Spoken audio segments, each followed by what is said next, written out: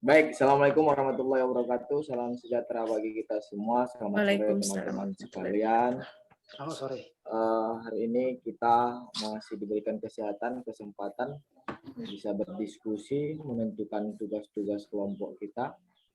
Baik, hari ini kita akan menyatukan perspektif kita dari setiap kawan-kawan yang ada di sini, satu kelompok bagi kita semua. Saya minta kawan-kawan nanti berargumentasi, menyampaikan sedikit-sedikit ide-ide kawan-kawan sekalian. Baik, hari ini kita membahas tentang pekerjaan kelompok kita. Boleh di share screen, Bang Agung? Oke.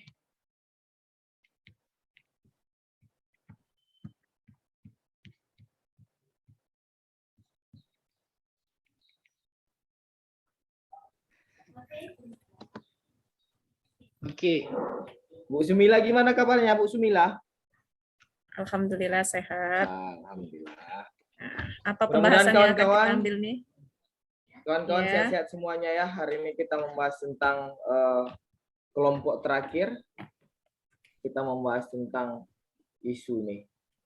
Jadi yang pertama saya bacakan dulu bahwa hari ini kita membahas tentang diskusi isu aktual. Yang pertama itu adalah kelompok melakukan diskusi mengenai isu penyelenggaraan pemerintah dalam upaya conference isu bersifat nasional, lokal, ataupun instansi, konteks tugas pokok dan fungsi dari instansi. Yang kedua itu bahan diskusi dapat diambil dari berbagai sumber yang valid dan aktual.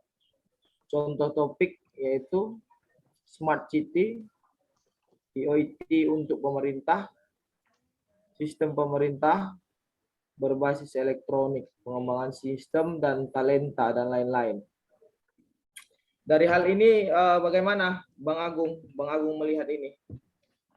Jadi sekarang kita akan mencari isu yang bersifat nasional. Itulah dulu, kira-kira isu apa yang akan kita angkat. Begitu. Kak Sumila? Mungkin seperti itu bisa kita ambil dari sistem pemerintah berbasis elektronik yang mungkin bisa diterapkan di nanti kita di instansi kita masing-masing. Kita ambil dari nasional dulu atau lokal. Berarti kita menentukan satu topik dari isu nasional atau memang kita membuat banyaknya judul isu dan dipilih menjadi satu? Enggak, ini cuma kita ngambil satu aja. Satu kita aja Pak mungkin. Satu ya. Ya baik. Tapi sumbernya itu boleh dari media-media yang lain ya kan? Iya. Isu dapat bersifat nasional boleh. Contohnya isu yang dapat bersifat nasional ini apa yang dipikiran Pak Agung ini? Judul yang tepat kita ambil Pak Agung. Ini kan nasional ini banyak ini sebenarnya isunya.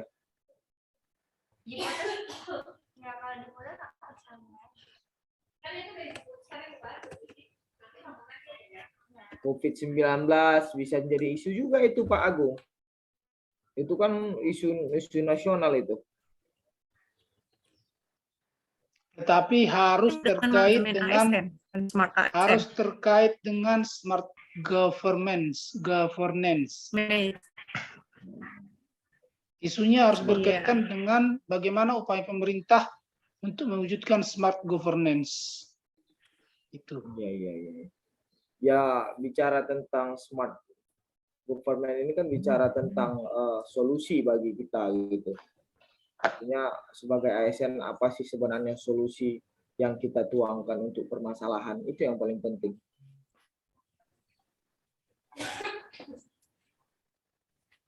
Ya mungkin inilah kita mencari apalah dulu isu-isu nasional. Pokok yang akan dibahas.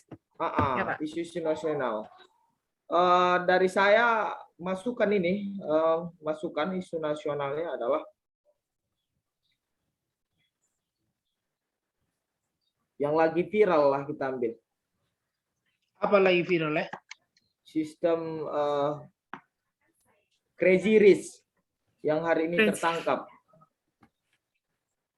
berkedok judi online.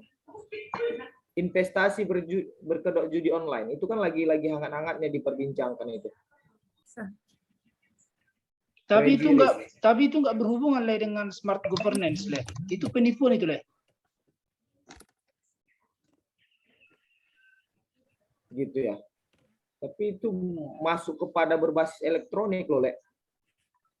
Iya betul, tapi apakah itu suatu upaya dari pemerintah? Tidak, kalau menurut saya tidak. Saya rasa masuk juga. Kenapa? Masuk Karena juga. ketika ini dibiarkan, upaya pemerintah saat ini adalah membasmi itu, Le. Lihat dengan tertangkapnya orang-orang yang seperti itu. Karena contoh topik yang diberikan ini memang ini adalah upaya-upaya yang diberikan pemerintah untuk mewujudkan smart governance seperti sistem pemerintahan berbasis elektronik, pengembangan sistem manajemen talenta. Bagaimana supaya pemerintahan itu berkembang? Itunya yang sebenarnya. Upaya ya. Sekarang kita begitu. bukan topik aja dulu. Iya, topiknya yang akan dibahas. Oke, saya harap Kira-kira. mungkin kita ambillah, carilah di internet. Kan di sini bisa sumber media digital yang valid dan aktual. Bisa kita ambil dari media digital kita, dari handphone kita. Baik. Coba ini saya searching juga ya. Coba di searching dulu. Masing-masing di searching lah. Apakah memang ada judul yang menarik. Tapi kalau bicara tentang sistem pemerintah, pasti kita berbicara tentang isu korupsi.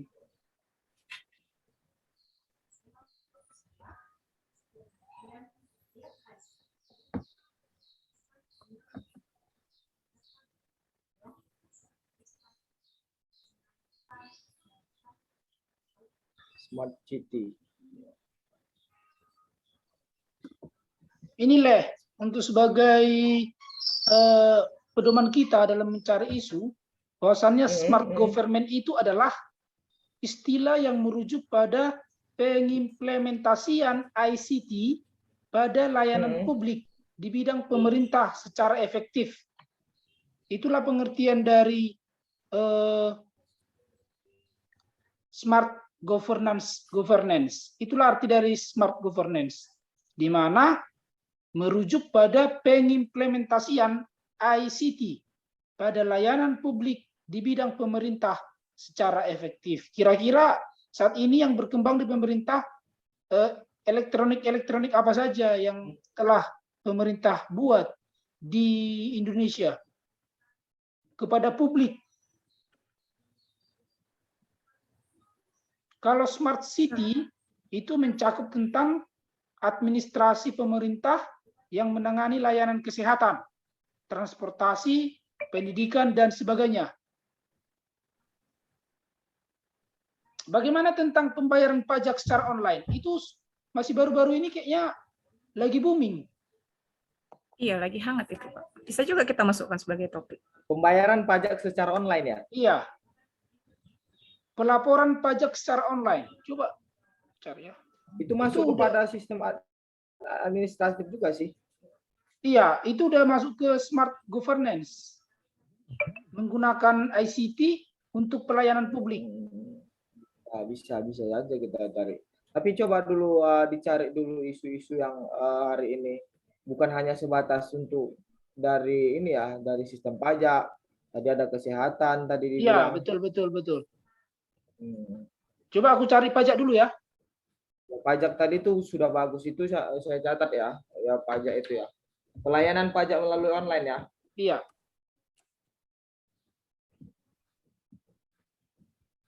Iya, memang kita sendiri pun memang sudah memakai online kan, sistem kita lapor pajak kita kemarin kan sudah melalui online kan. Iya, tapi itu masih baru-baru ini, Le. Ya, berarti artinya itu menjadi isu yang sangat hangat kalau mencakup hari ya, beritanya baru-baru aja kan. Saya main, Pak. Kak Sumila apa? Bu Sumila, Apa ya, Pak? kira-kira isu-isu dari pemerintah lah.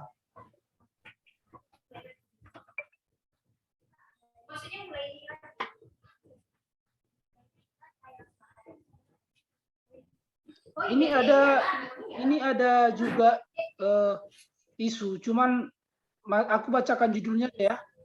Ya coba Pak Agung. Itu semalam ini, 15 Maret tahun 2022. Akses djponline.pajak.go.id untuk lapor SPT tahunan secara online. Paling lambat 31 Maret. Baik, berarti dia kan bicara tentang pajak lagi gitu. Iya. Jadi bisa aja kita buat judul daripada isu kita, pemerintah Telah membuat akses djponline.pajak.go.id untuk pelaporan SPT tahunan secara online. Itu judulnya. Jadi kita cari bagaimana sih cara-caranya, bagaimana sih, apa sih manfaatnya, bagaimana caranya. Itu sih yang akan kita cari. Boleh saja kita dari pengalaman-pengalaman yang pernah kita lakukan. Iya, itu dulu kira-kira bagaimana kira-kira kalau itu aja. Lempar ke inilah, ke forum bagaimana sebenarnya. Bisa juga, karena itu kan bisa mempermudah kita untuk mengakses dan menginput pembayaran pajak tanpa kita datang ke tempatnya langsung ya kan. Artinya untuk siklusnya ini kan mempermudah pelayanan. Tapi konteksnya begini, coba kita baca dulu satu-satu. Yang pertama ini adalah kelompok melakukan diskusi mengenai isu yang terkait penyelenggaraan pemerintah dalam upaya mewujudkan smart governance. Isu dapat bersifat nasional, lokal, atau terkait dengan konteks tugas pokok dan fungsi dari instansi peserta. Oke. Yang kedua, bahan diskusi dapat diambil dari berbagai sumber media digital yang valid dan aktual.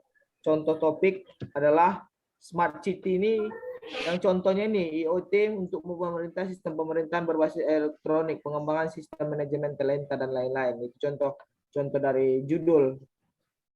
Yang kedua itu tentang kegiatan diskusi mulai dengan mempelajari isu, dilanjutkan dengan mengumpulkan data dan informasi pendukung yang bisa diangkat sebagai bahan penguat dan memperkaya diskusi.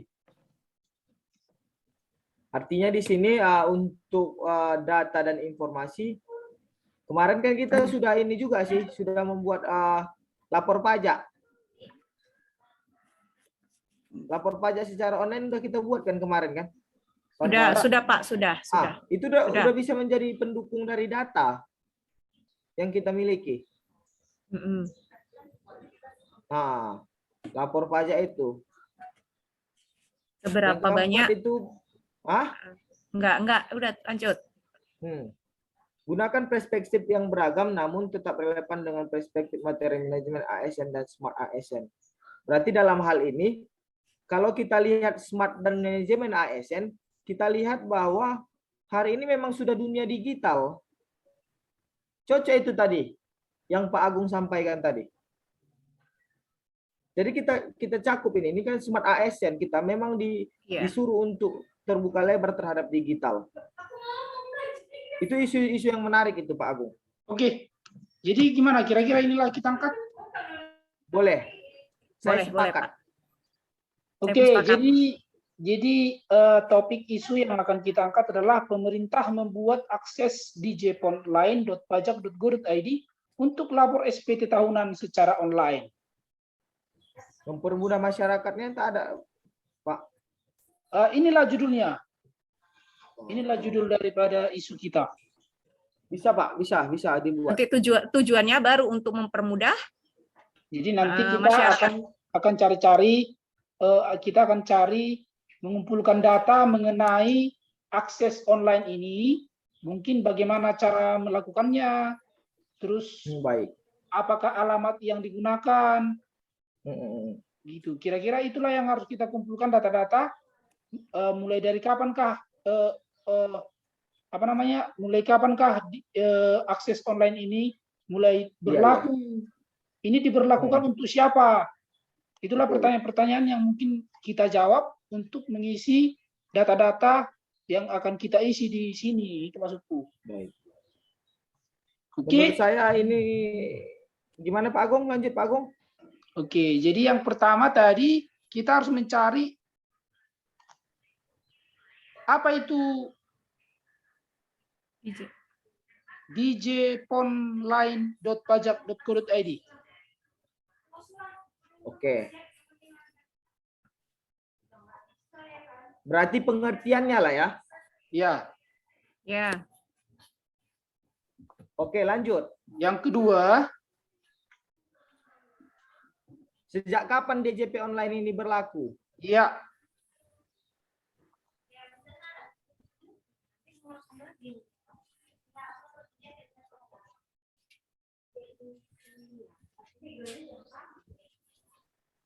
Yang ketiga, bagaimana akses? Bagaimana tahapan mengakses atau bagaimana cara mengakses?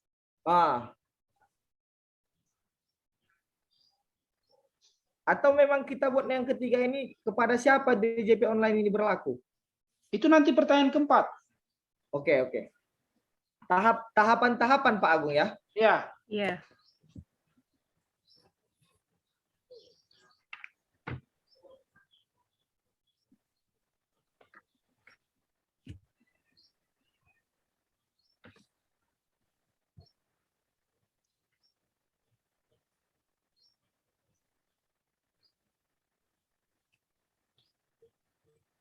Yang keempat apa ini Pak Agung?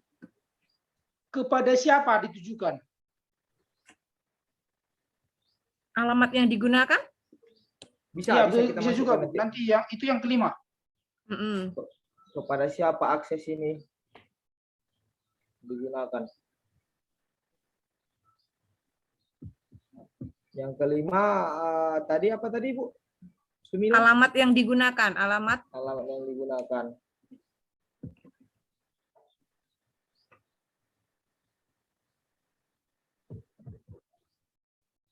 Jadi DJP online ini bukan hanya sekedar ini ya, bukan hanya sekedar untuk bayar pajak, tapi kita lebih memberitahukan juga berapa penghasilan kita juga bisa. Iya. Itu nanti akan dijelaskan di tahapan. Apa itu DJPen online? Jadi nanti di situ mungkin akan dijelaskan apa itu DJPen online, gitu.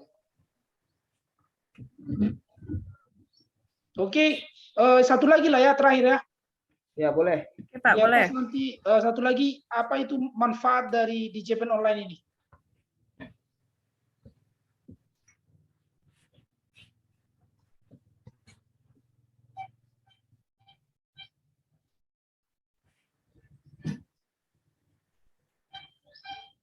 Oke, saya bacakan dulu ya. Yuk, bisa. Yang pertama itu tentang pengertian DJP online. Sudah? Ya. Oke. Yang kedua itu sejak kapan DJP online berlaku? Ya. Yang ketiga itu tentang tahapan-tahapan akses DJP online. Oke. Yang keempat itu kepada siapa akses ini digunakan. Kelima itu alamat yang digunakan. Yang keenam itu apa manfaat DJP online. Oke. Jadi maksud saya kan, ini kan ada 6. Langsung diambillah kira-kira 1 orang untuk dicari, dan juga nanti seperti biasa nanti diketik di WhatsApp atau di mana, langsung dikirimkan aja biar langsung kita cepat gitu. Berarti ini kita cuma mengumpulkan data dan informasi data. Kayaknya kalau menurut ini tadi udah bisa lah kita kumpulkan data-datanya dari yang 6 tadi. Ini deskripsikan, ditulis diketik dalam